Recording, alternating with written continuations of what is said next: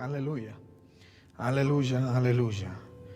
Bueno es alabar al Señor, bueno es bendecir su santo y su bendito nombre. Vaya conmigo al libro de Salmos, Salmos capítulo 23. Quiero darle una palabra que le he pedido al Señor como todos los domingos. Que el Señor pues sea mostrando, que el Señor sea dirigiendo cuál es la palabra que su pueblo necesita escuchar, qué es lo que se mueve en el ambiente, qué es lo que se mueve en los corazones de las personas, y en base a eso pues el Señor siempre nos habla. Esta no es una obra de hombres, esta es una obra de Dios, y es Dios el que conoce los corazones, el que conoce la necesidad de su pueblo, y es Dios el que sabe cuál es la palabra, cuál es el alimento que su iglesia necesita. Y puedo decirle que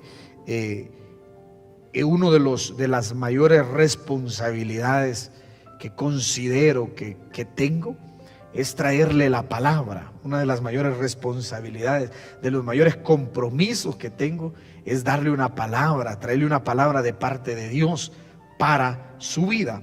Y pues hoy tengo la certeza que Dios quiere que toquemos este tema. Salmo capítulo 23, sé que todos conocen ese salmo, sé que todos de una u otra manera saben, aún se han aprendido este salmo.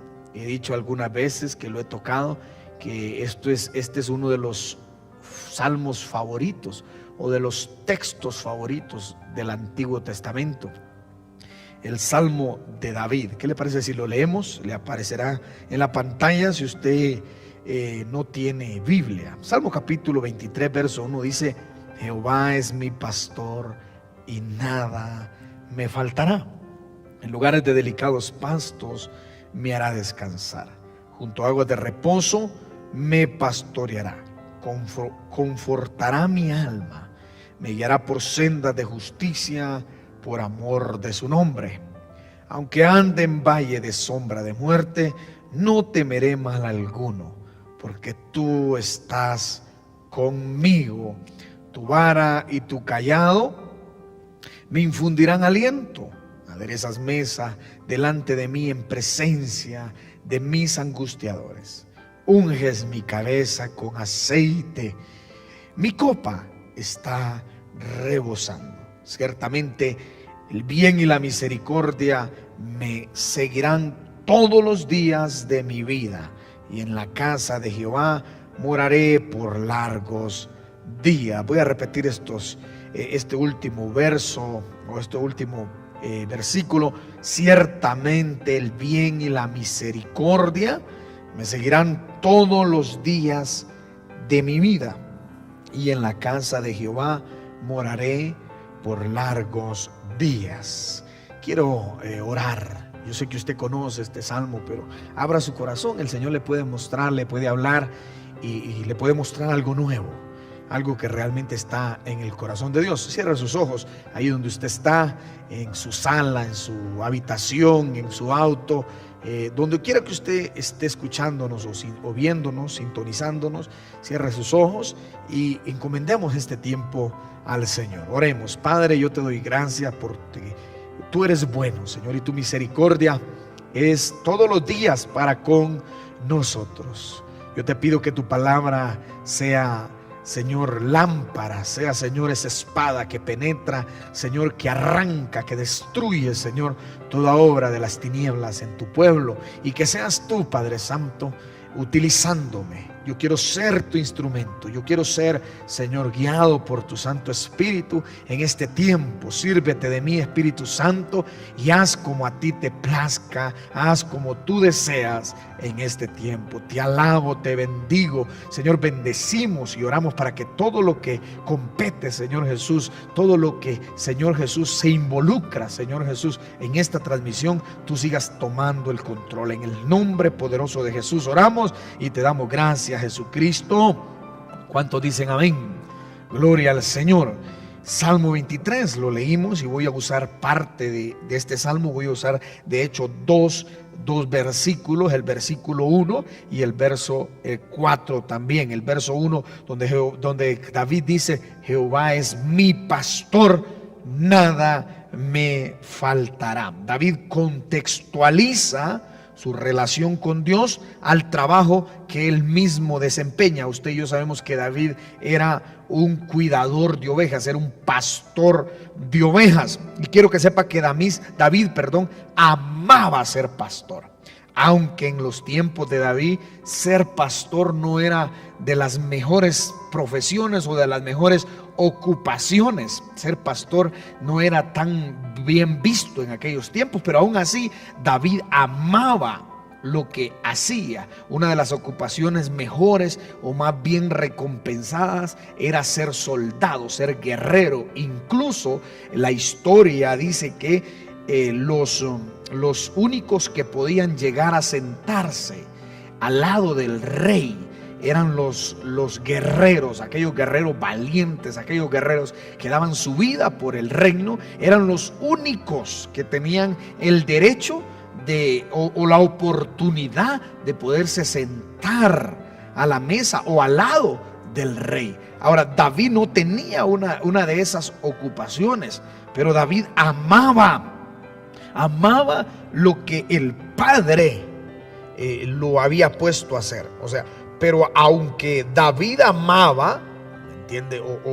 O el hecho de que David amaba este trabajo que su padre lo puso a hacer, le dio un toque o le dio una imagen a David delante de Dios bien especial.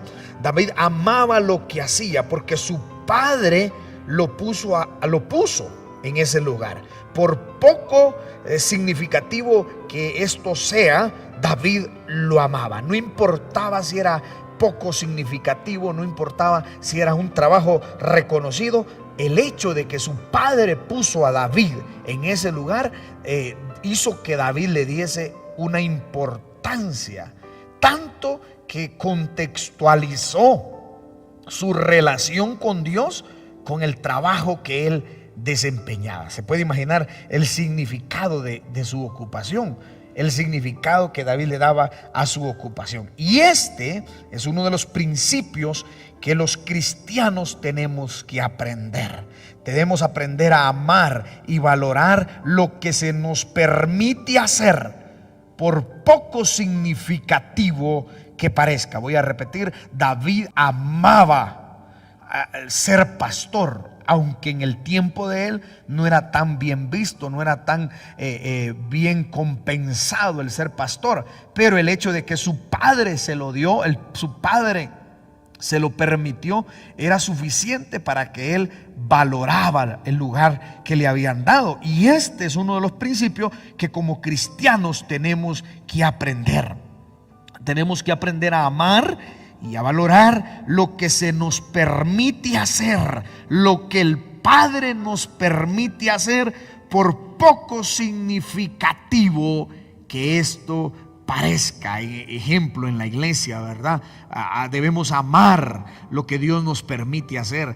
Ahora que Dios nos permita volver a la iglesia, debemos amar el lugar, el puesto, todo lo que Dios nos permita o todo lo que Dios nos da, por poco significativo que esto parezca. Ahora quiero entrar en materia. Jehová es mi pastor y nada me faltará, dice el verso 1.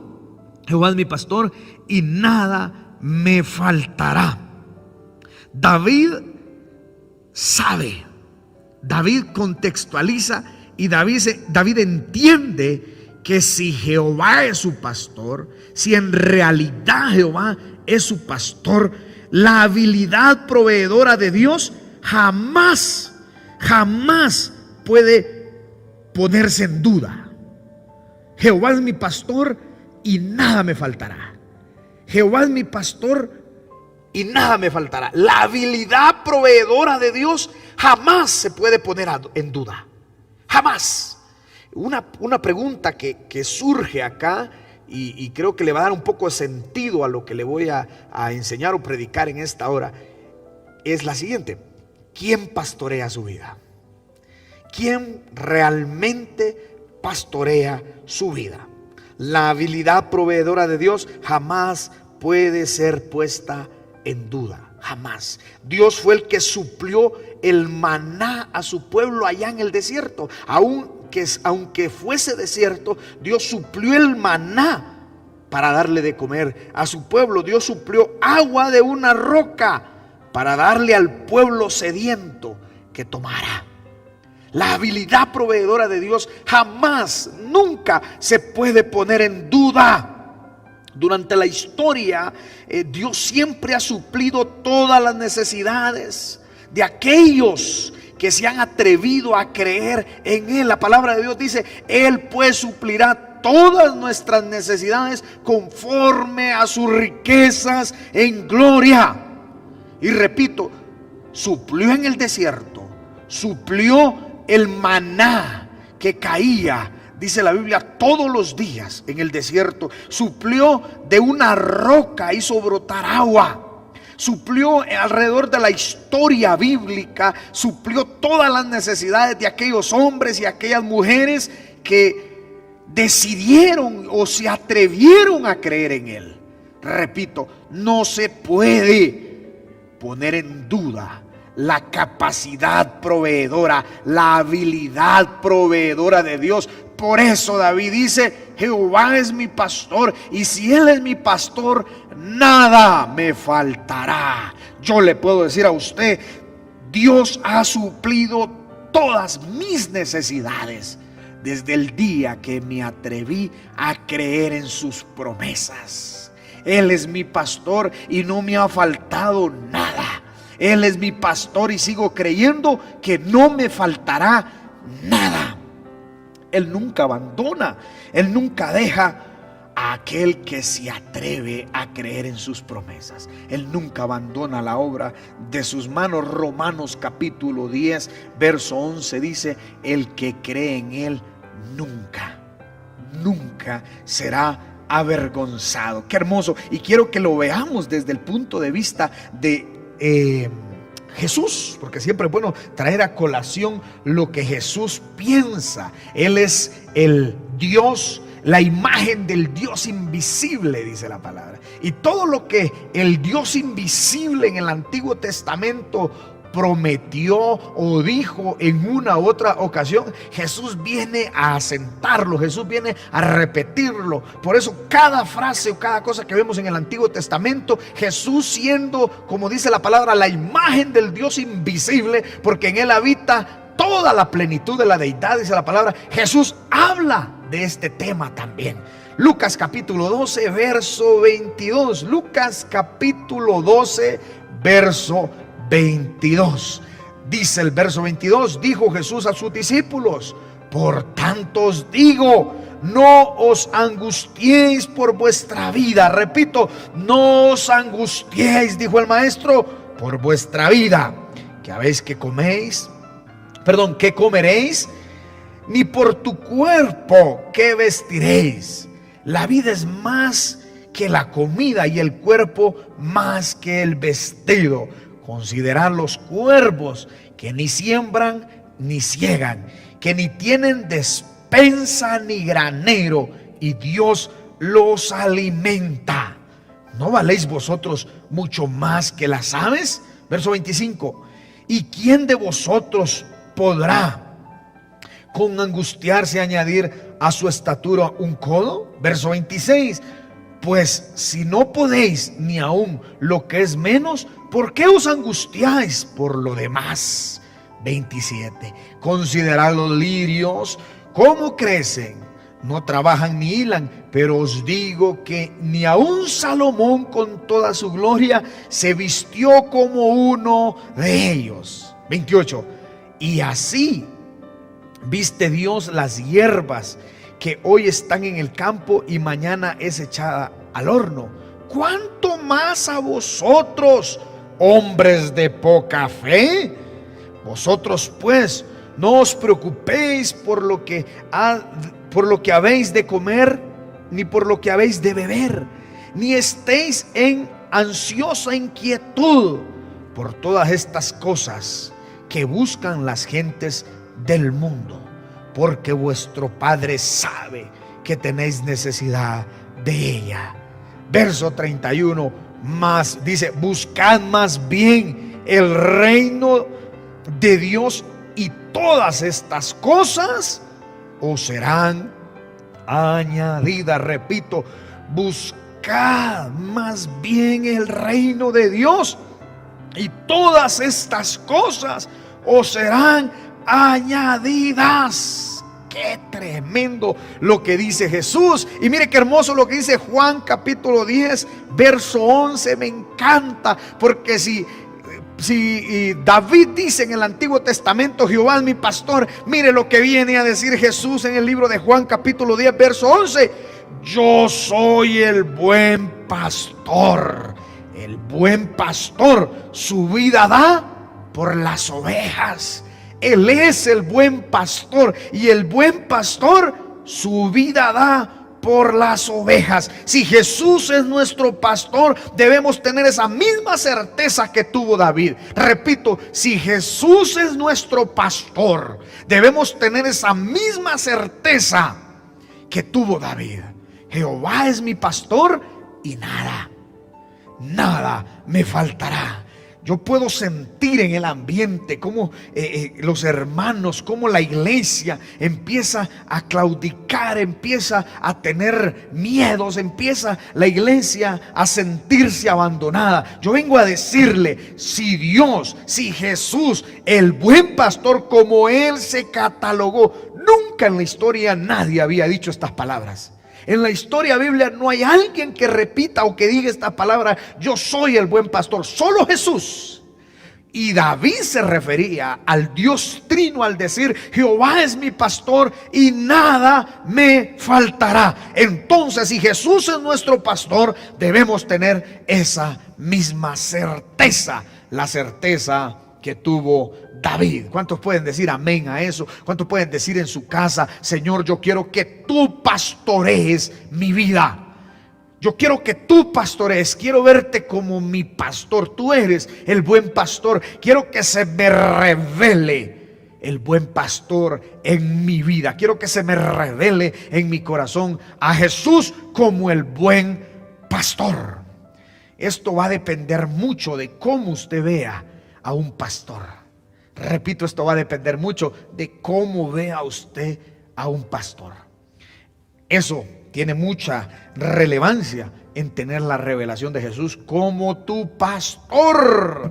Dice en el verso 4 del Salmo 23, dice: aunque ande en valle de sombra de muerte, no temeré mal alguno. Repito, aunque ande en valle de sombra de muerte, no temeré mal alguno, porque tú estarás conmigo, porque tú estarás conmigo. Mire qué interesante lo que David menciona. Aparte de hablar de la seguridad proveedora o de la habilidad proveedora de su pastor, el pastor en lo natural se aseguraba, y David sabía, se aseguraba el pastor de llevar a sus ovejas donde existiera pasto.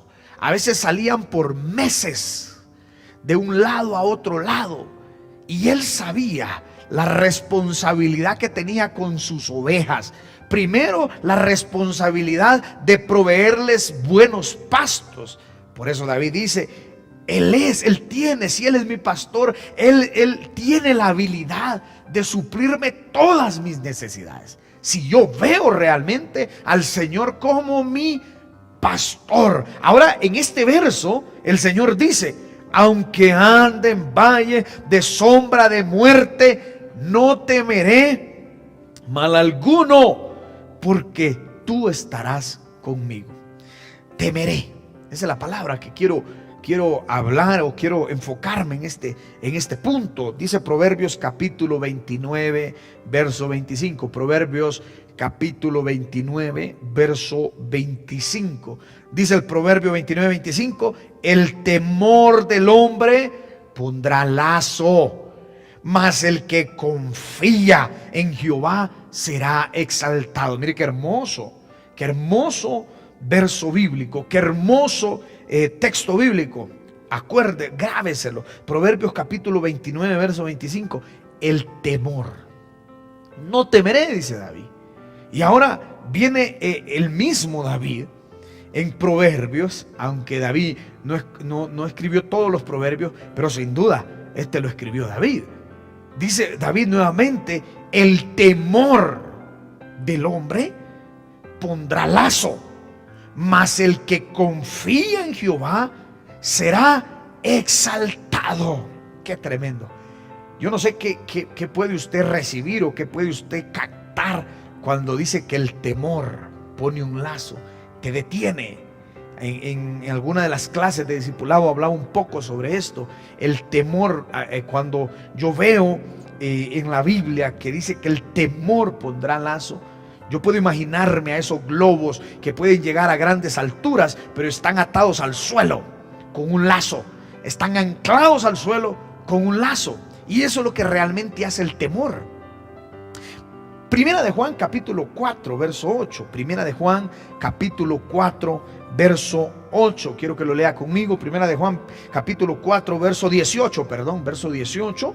Primero de Juan capítulo 4 verso 18. Dice Primera de Juan 4, 18. En el amor no hay temor. En el amor no hay temor, sino que el perfecto amor echa fuera el temor, porque el temor lleva en sí castigo, de donde el que teme no ha sido perfeccionado en el amor. Mire qué hermoso verso también. Hemos tomado dos frases del salmista. La habilidad proveedora de Dios cuando Él dice: Jehová es mi pastor. Ahora quiero hablarle de la habilidad protectora de Dios. David en el mismo salmo expresa y dice: aunque ande en valle de sombra de muerte, no temeré mal alguno. Y quiero que me ponga mucha atención aquí. Uno de los espíritus que más se ha empoderado en estos tiempos, en estos últimos meses, es ese espíritu de temor, es ese espíritu de miedo. Y esto es muy peligroso, y quiero que lo entendamos a cabalidad, porque aquí es donde realmente Dios quiere hacer algo con usted.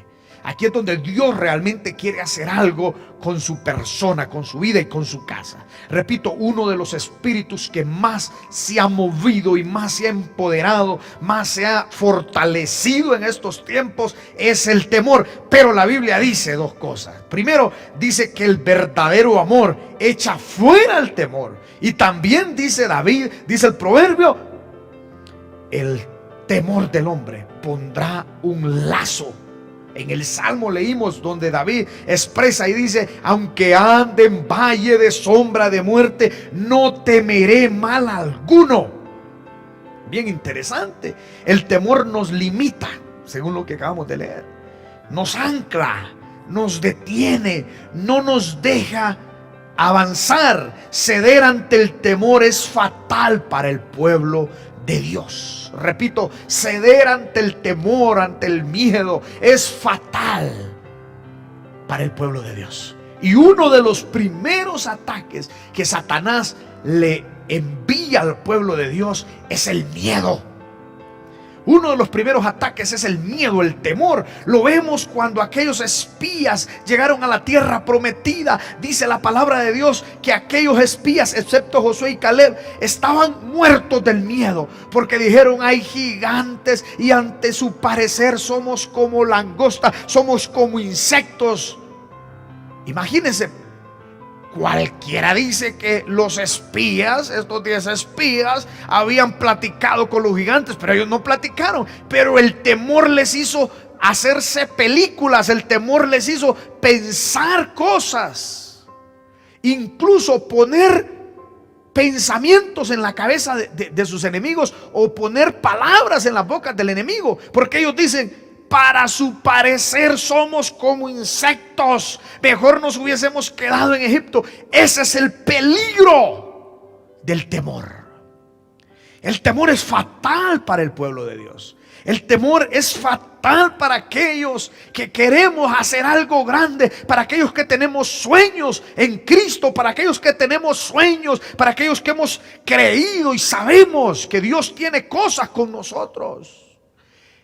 Su vara y su callado me infundirán aliento. Aunque ande en valle de sombra y de muerte, no temeré. Repito, uno de los primeros ataques de Satanás es el miedo.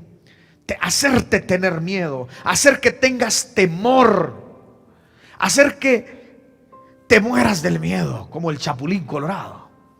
Entonces, lo vimos en los espías, lo vimos allá, y así sucesivamente lo venimos viendo en diferentes momentos en la historia del pueblo de Dios. El miedo, el temor. El pueblo de Israel muchas veces tuvo miedo, tuvo temores, porque el primer ataque de Satanás hacia nosotros, los hijos de Dios, es el miedo. Miedo en diferentes formas, miedo de diferentes manifestaciones. Y esto es bien interesante. Aunque es natural que como seres humanos sintamos miedo, porque nuestra naturaleza, nuestra humanidad nos hace frágiles. Somos humanos y es natural que tengamos miedo por la fragilidad de que nosotros poseemos al ser humanos. Y eso es lo que significa ser humano, amén. De cierta forma también es parte de nosotros, y en cierto sentido también el temor es necesario. Pero ¿por qué me dice que es necesario, pastor? Déjeme explicarle, déjeme acomodarle todo esto. Si una persona carece totalmente del temor, dejará de ser precavido. En cierta forma, el temor nos enseña a ser precavidos. El temor nos ayuda a ser precavidos. Una persona que tiene en su totalidad perdido el temor, esta persona es demasiado atrevida. Y muchas veces, pues, o la mayoría de los casos, este atrevimiento y esta falta de precaución termina con su propia vida. ¿Ok? Entonces, de cierta forma, cuando usted entiende todo lo que tiene que ver con el temor, usted puede dominar, usted puede gobernar sobre el temor, utilizar lo que es necesario de él, pero asimismo poderlo gobernar y no dejar que el temor nos gobierne a nosotros. Como seres humanos sentimos temor, pero el error de esto, o el error es dejar que el temor nos gobierne y que nos estanquemos en el mismo o por el mismo temor. Repito, como seres humanos sentimos temor, pero el error de esto es dejar que el temor nos gobierne y que nos estanquemos. Recordemos lo que decía el proverbio: el temor pone un lazo, te ancla. Cuando aquel lazo se tiembla, cuando aquel lazo llega al límite, hasta ahí llegaste. Cuando viene el temor, cuando eres gobernado por el temor, te estancas y no te permite, ¿ok?, seguir avanzando. Esto equivale a decir que somos gobernados por el temor. Y repito, uno de los espíritus que más se ha fortalecido es el temor, es el miedo, es el temor. Entonces usted tiene que entender lo que yo le estoy hablando. Una persona que es gobernada por el temor pierde demasiado. Una persona que es gobernada por el temor pierde demasiado. Hay hombres de llamado, con tremendo llamado de Dios, pero por el temor, y el temor viene de diferentes tipos, de diferentes formas. Les decía al principio, ¿verdad? A veces tenemos temor, y el temor no solo en cuestión de peligro, sino que el temor invade aquella habilidad proveedora de Dios. En esa área también le invade, porque hay mucha gente, hay muchos hombres que tienen tremendos llamados de Dios, pero por el temor, porque les invade el miedo y porque dudan y tienen miedo que Dios no les provea, no se atreven a dar un paso más adelante, no se atreven a creer en su totalidad, no se atreven a dejarlo todo por el Señor. No se atreven. ¿Por qué? Porque el mismo temor les pone un lazo, les pone un ancla, como el barco cuando suelta aquella ancla. Quiero que sepa, como muchos conocen mi testimonio. Escuchaba a cierto ministro decir: uno de mis sueños es llegar a Estados Unidos, predicar en Estados Unidos, vivir en Estados Unidos. Yo me reí, yo dije: wow, ministros quieren ir a Estados Unidos y nosotros nos venimos, no dejamos Estados Unidos. Y quiero confesarle que yo sí tuve temor, pero no dejé que el temor me gobernara. Tuve temor dejar aquel país, dejar lo que había logrado, lo que Dios me había permitido lograr en aquel país. Tuve temor, pero decidí cortar ese lazo, decidí ser libre del temor, y aún con mis miedos y mis temores decidí creerle a Dios. Y ahora vuelvo a repetirle lo que le dije al principio: en toda la trayectoria de la historia bíblica, Dios le ha provisto, y no se puede poner en duda la capacidad o la habilidad proveedora de Dios. Y en mi persona, aún con mis temores, decidí creerle a Dios, y Él ha sido fiel. Se lo puedo decir aquí con toda autoridad: Él ha provisto todas mis necesidades. Y el mismo Dios de Estados Unidos es el mismo Dios del Ecuador. Muchas personas con grandes llamados, hombres con grandes llamados, hombres con grandes sellos de parte de Dios, por el temor están estancados. Son gobernados por el miedo, son gobernados por el temor, y eso los estanca, los detiene. Grandes líderes en potencia, grandes líderes con tremendos potenciales, están estancados, están detenidos, porque son gobernados por el temor, porque son gobernados por aquel lazo. El diablo les suelta, el enemigo les suelta, les da cuerda, pero cuando ya ve que están avanzando un poco, les pega el tirón, les pega, les detiene el lazo y les dice: oh, hasta ahí puedes llegar, no puedes avanzar más. ¿Qué te has creído? Y eso, el arma que el enemigo usa es el temor, porque el temor pone un lazo. Recalco, y valga la redundancia, uno de los espíritus más fortalecidos en estos últimos meses es el temor. Y algo Dios va a hacer con usted en esta preciosa mañana, si usted dispone su corazón, si usted abre su corazón. Me encanta, el salmista dice: Jehová es mi pastor y nada me faltará. En el verso 4 dice: aunque ande en valle de sombra de muerte, no temeré. La capacidad protectora, la habilidad protectora de Dios.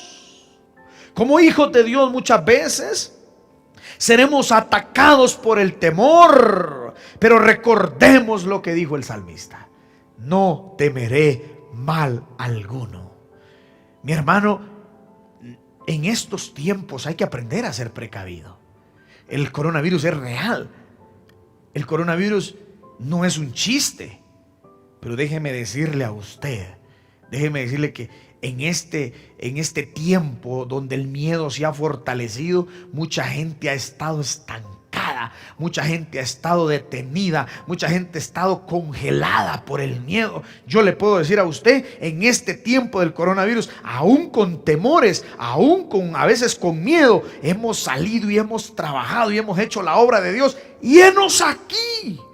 Porque aunque ande en valle de sombra y de muerte, no temeré mal alguno. Y eso es bien interesante y bien poderoso. Déjeme contarle, por si usted no lo sabía, el domingo pasado abrimos una nueva iglesia en Ibarra. La gloria de Dios, la presencia de Dios en aquel lugar, algo precioso Dios hizo en aquel lugar. Es tremendo ver lo que Dios está haciendo.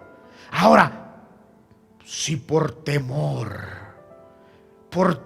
me voy a detener, por temor me voy a estancar, me sacudo del temor. Repito esta última frase: como hijos de Dios muchas veces seremos atacados por el temor, pero debemos recordar lo que dijo el salmista: Él es mi pastor, nada me faltará. No tenga miedo, Él le proveerá.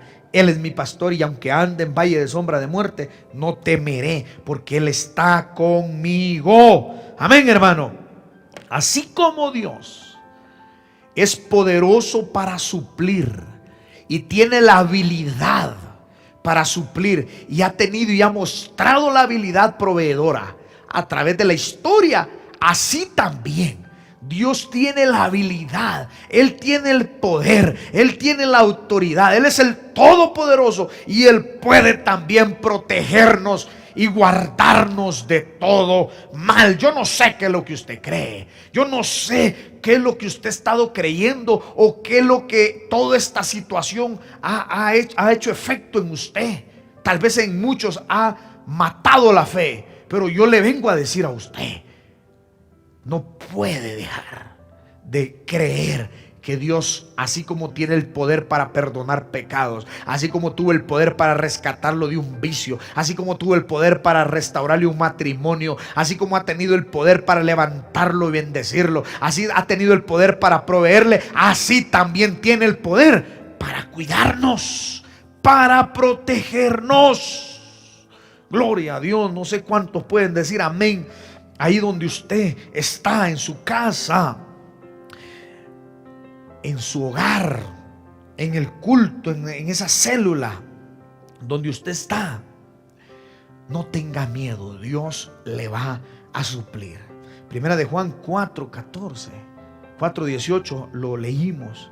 Dice: el verdadero amor, en el amor no hay temor, sino que el verdadero amor echa fuera el temor, porque el temor lleva en sí castigo, donde el que teme no ha sido perfeccionado en el amor.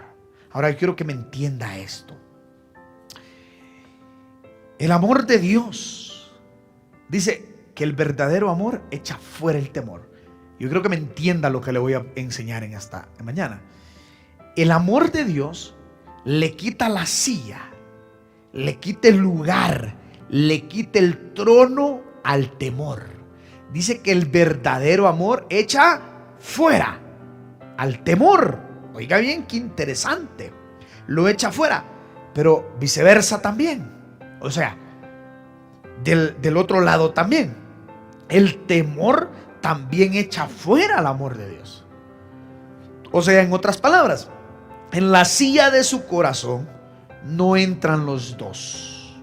Me repito, en la silla de su corazón no entran los dos. O eres gobernado por el amor, o eres gobernado por el temor. Dice que el verdadero amor echa fuera el temor, y también pues el temor echa fuera el amor.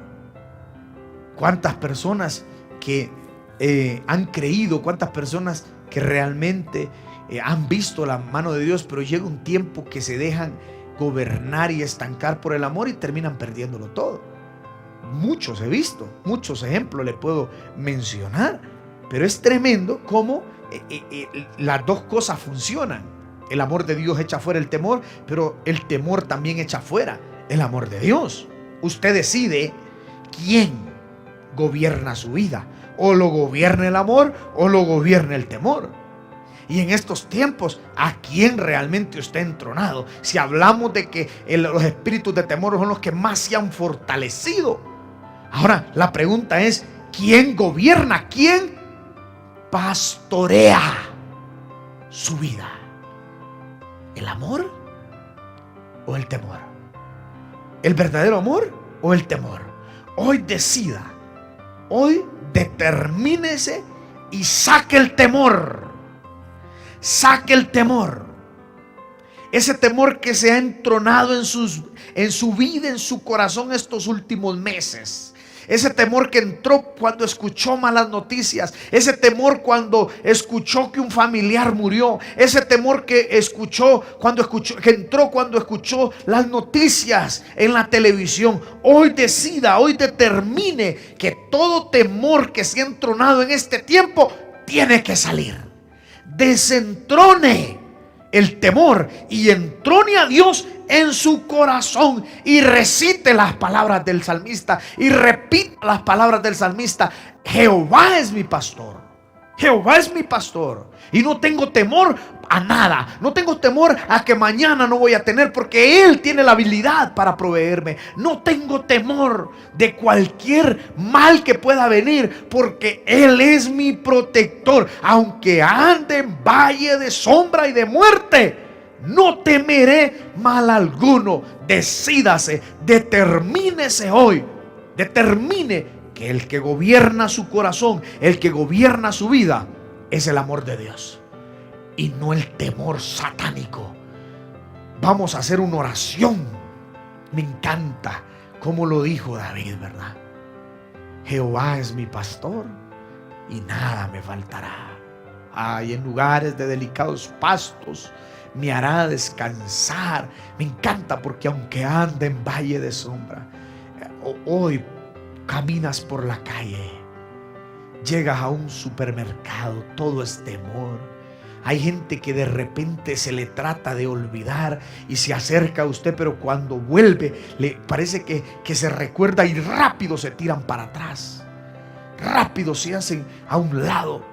La gente vive en temor, la gente vive, y el pueblo de Dios no puede ser oprimido por el temor. El pueblo de Dios no puede vivir atormentado por el temor. El pueblo de Dios tiene que aprender a vivir, mi hermano, confiado, porque el temor pone lazo, mas el que confía en Jehová, dice el proverbio, será exaltado.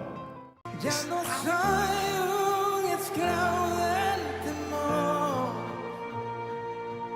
Yo soy hijo de Dios.